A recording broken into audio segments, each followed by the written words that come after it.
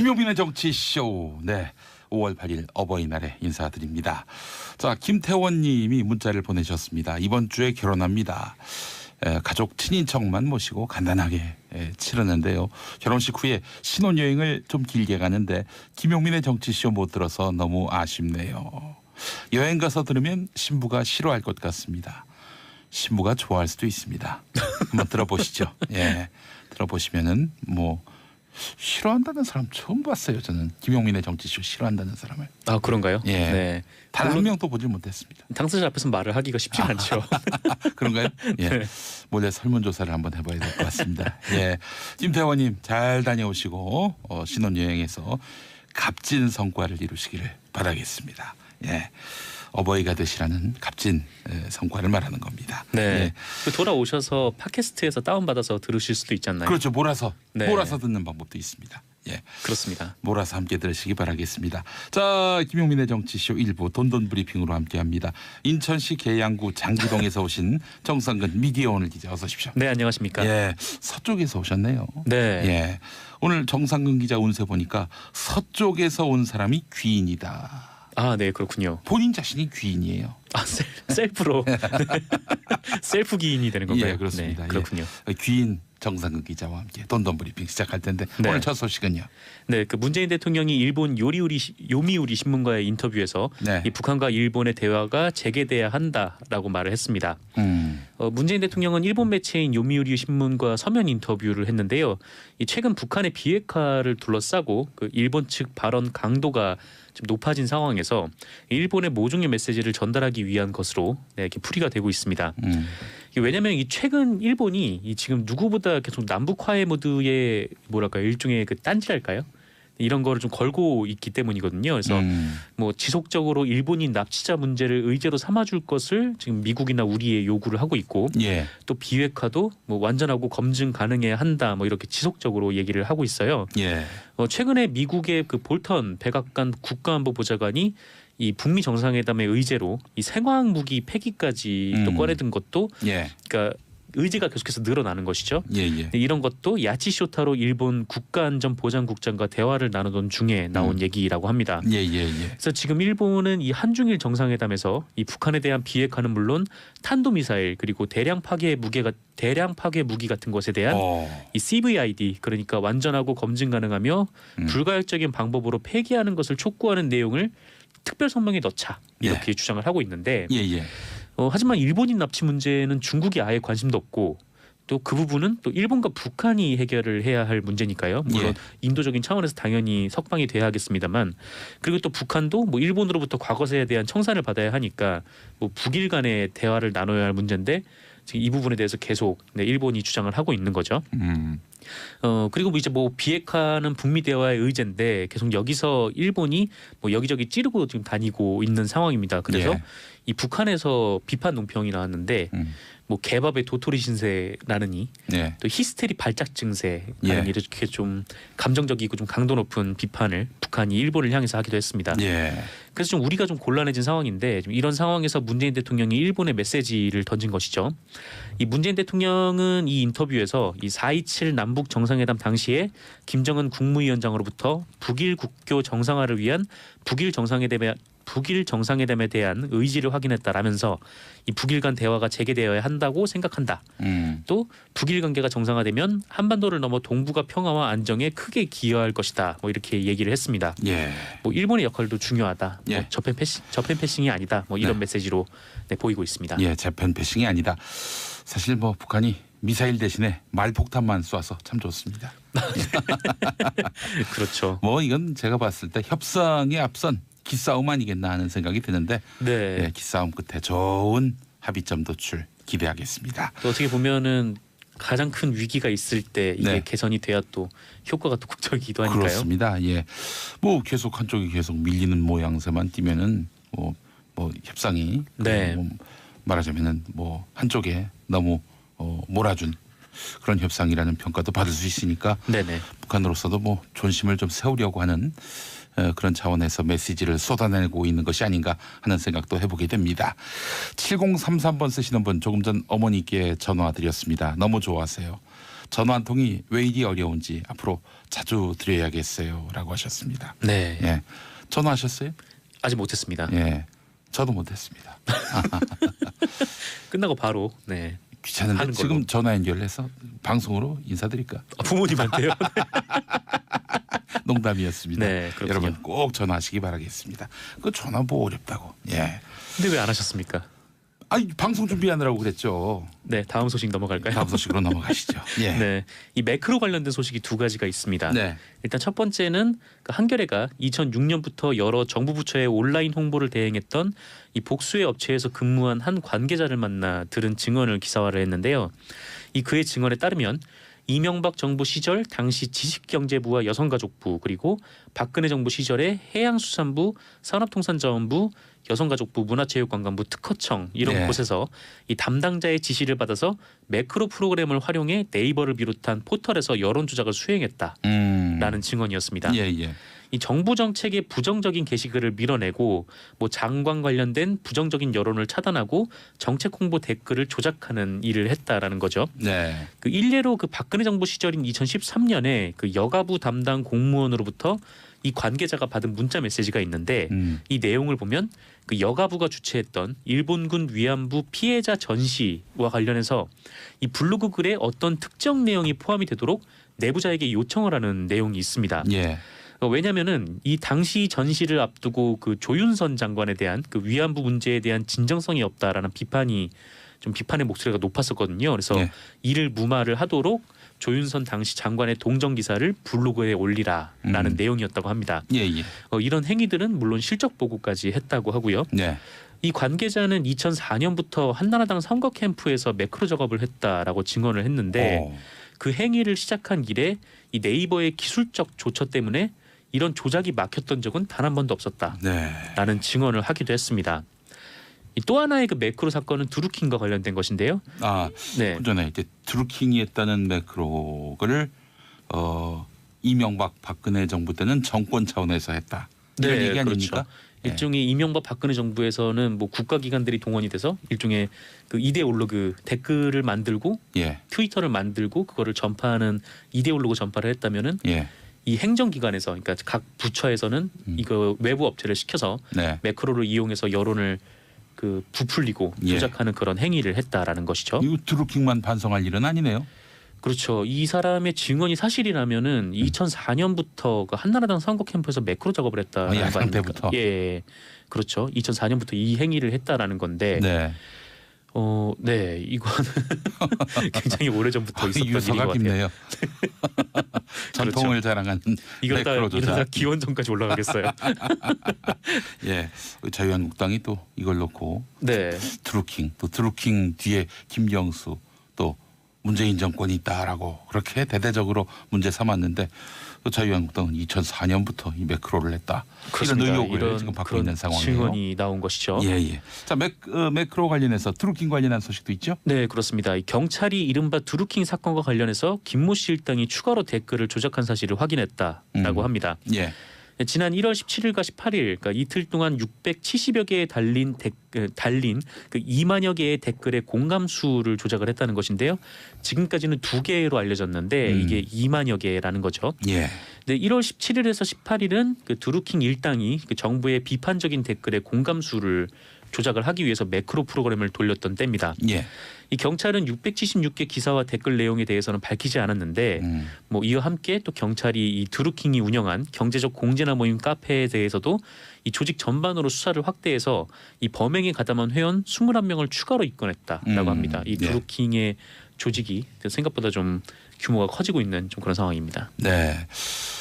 애청자분들의 문자가 계속 도착하고 있습니다. 네. 신혼여행에서 정치쇼를 듣기 힘들다라는 문자에 대해서 제가 네. 뭐라고 하니까 이철민 님이 우리 와이프도 정치쇼 싫어합니다라고 하셨는데 혹시 와이프가 싫어하는 게 정치쇼가 아니라 뉴스쇼는 아닙니까? 타사 프로그램을 이렇게 아니 갑작스레 정치쇼를 비난을 싫어할 하시면. 이유가 없는데 예. 아, 네, 그렇군요. 자 김민서님 저는 남편한테도 이거 너무 재밌다고 전도했어요. 이게 정상입니다. 이분이 정상입니다. 예. 아, 네, 그렇군요. 김민서님 혹시 배우 김규리 씨와 동명 1인 아닌가요? 예. 마음도 너무 이쁘셔서. 네, 그렇군요. 동명 1인이요. 동명 2인이 아니고요. 같은 분 네, 분 같은 아니겠는가? 예, 알겠습니다. 네. 이철민님 다시 한번 물어보세요. 아마 정치쇼 좋아하실 겁니다. 예. 다른 프로그램을 싫어하실 수도. 예. 자, 다음 소식은요. 예. 네, 그 삼성전자 미래전략실의 장충기 사장 문자 메시지에서도 이 삼성 바이오로직스를 챙긴 정황이 포착됐다. 이렇게 JTBC가 보도했습니다. 예.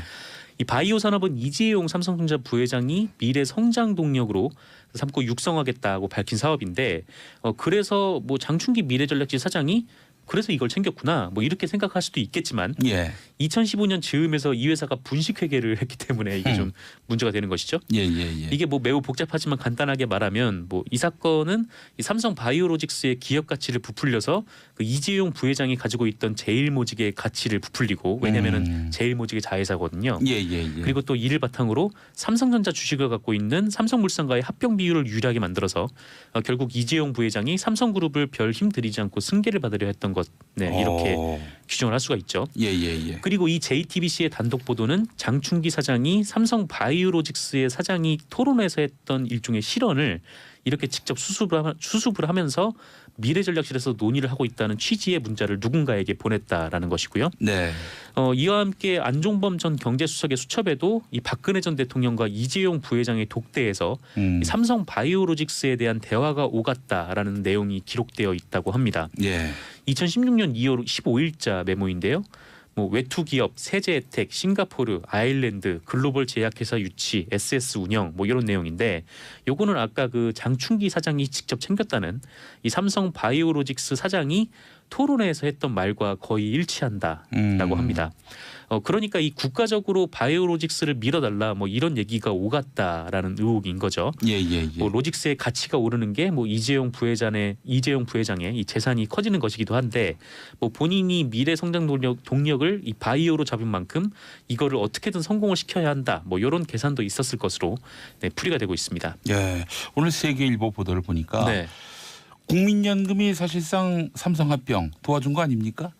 그렇죠. 국민연금 자료를 보니까 삼성 바이오 가치를 분식 회계된 네. 그 가치대로 이렇게 평가를 한 겁니다. 이게 상식적으로 이해하기가 좀 어려웠던 게 이 4년 연속 계속 적자를 보던 기업이 그냥 1년 만에 1조 몇천억이나 되는 거액의 흑자를 낸 거거든요. 글쎄 말입니다. 네.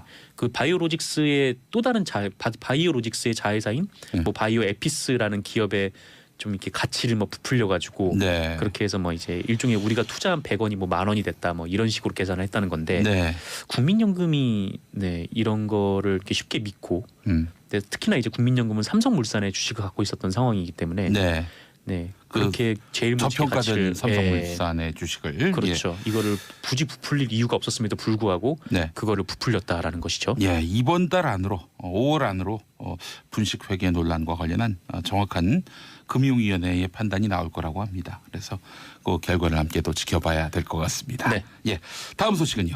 네, 경기도 양주에서 LP가스 폭발로 추정되는 사고가 발생해서 두 분이 숨지는 사고가 발생을 했습니다. 세상에. 예. 이 양주 봉양동의 한 주택가에서 벌어진 사고인데요. 어제 오전에 발생을 했습니다.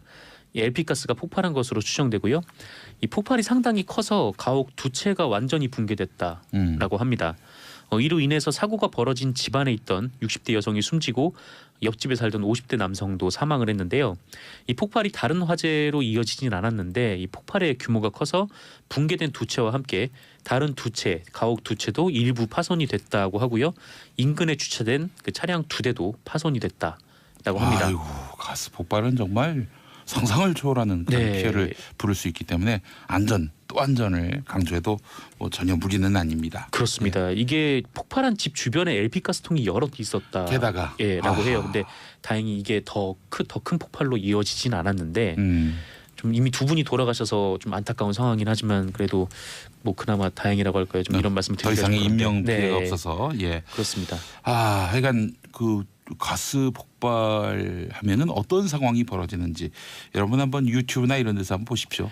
이번 사고도 뉴스의 영상이 공개가 됐거든요. 정말 깜짝 놀랄 만큼 큰 폭발이 이루어져서 막 잔해가 날아가고 그런 뭐 이건 제가 봤을 때 협상에 앞선 기싸움 아니겠나 하는 생각이 드는데 네. 예, 기싸움 끝에 좋은 합의점 도출 기대하겠습니다. 또 어떻게 보면은 가장 큰 위기가 있을 때 이게 네. 개선이 돼야 또 효과가 또 극적이기도 하니까요. 그렇습니다. 예, 뭐 계속 한쪽이 계속 밀리는 모양새만 띠면은 뭐 협상이 네. 뭐 말하자면은 뭐 한쪽에 너무 몰아준 그런 협상이라는 평가도 받을 수 있으니까 네네. 북한으로서도 뭐 존심을 좀 세우려고 하는 그런 차원에서 메시지를 쏟아내고 있는 것이 아닌가 하는 생각도 해보게 됩니다. 7033번 쓰시는 분 조금 전 어머니께 전화 드렸습니다. 너무 좋아하세요. 전화 한 통이 왜 이리 어려운지 앞으로 자주 드려야겠어요 라고 하셨습니다. 네. 예, 전화하셨어요?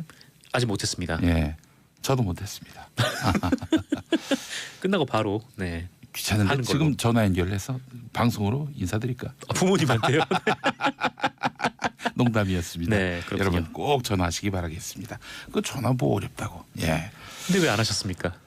아니 방송 준비하느라고 그랬죠. 네, 다음 소식 넘어갈까요? 다음 소식으로 넘어가시죠. 예. 네, 이 매크로 관련된 소식이 두 가지가 있습니다. 네. 일단 첫 번째는 그 한겨레가 2006년부터 여러 정부 부처의 온라인 홍보를 대행했던 이 복수의 업체에서 근무한 한 관계자를 만나 들은 증언을 기사화를 했는데요.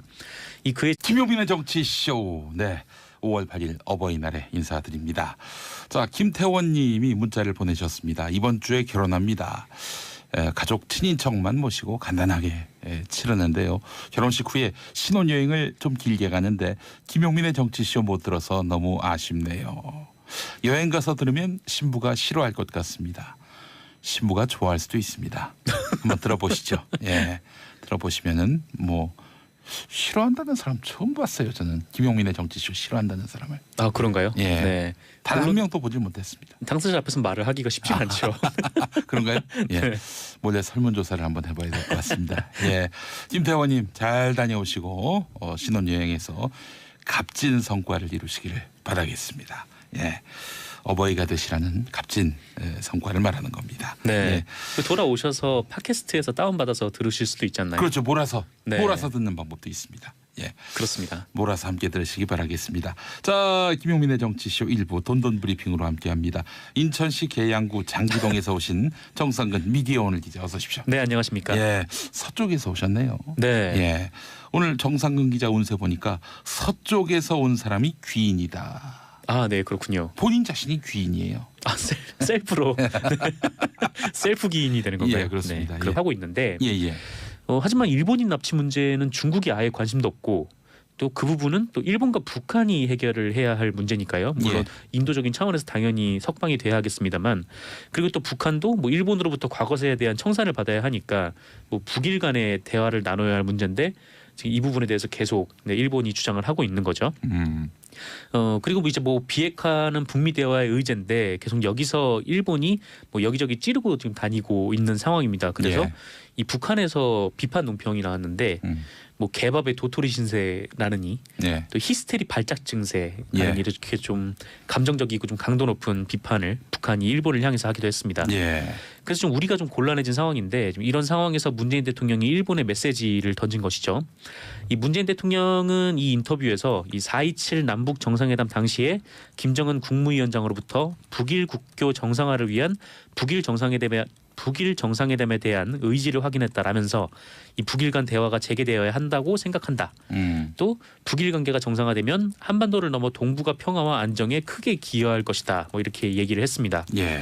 뭐 일본의 역할도 중요하다. 예. 뭐 저편 패싱이 아니다. 뭐 이런 네. 메시지로 보이고 있습니다. 예, 재팬 패싱이 아니다. 사실 뭐 북한이 미사일 대신에 말폭탄만 쏴서 참 좋습니다.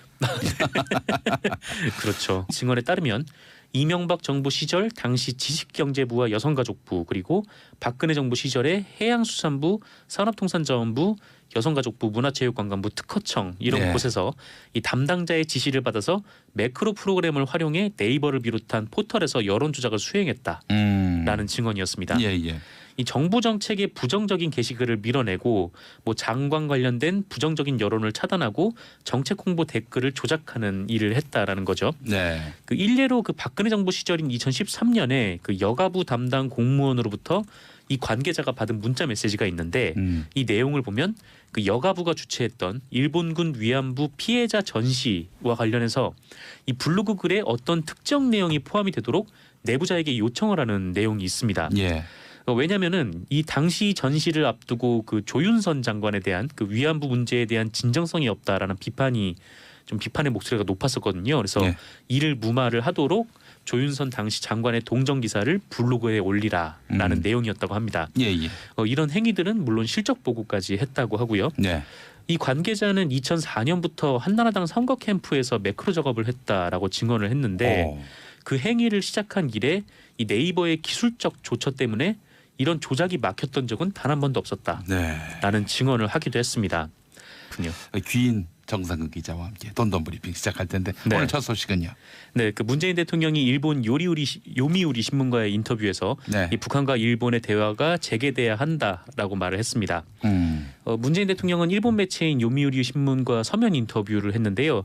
이 최근 북한의 비핵화를 둘러싸고 그 일본 측 발언 강도가 좀 높아진 상황에서 일본의 모종의 메시지를 전달하기 위한 것으로 이렇게 풀이가 되고 있습니다. 왜냐하면 이 최근 일본이 이 지금 누구보다 계속 남북 화해 모드의 뭐랄까 일종의 그 딴지랄까요? 이런 거를 좀 걸고 있기 때문이거든요. 그래서 뭐 지속적으로 일본인 납치자 문제를 의제로 삼아줄 것을 지금 미국이나 우리에 요구를 하고 있고 예. 또 비핵화도 뭐 완전하고 검증 가능해야 한다 뭐 이렇게 지속적으로 얘기를 하고 있어요. 예.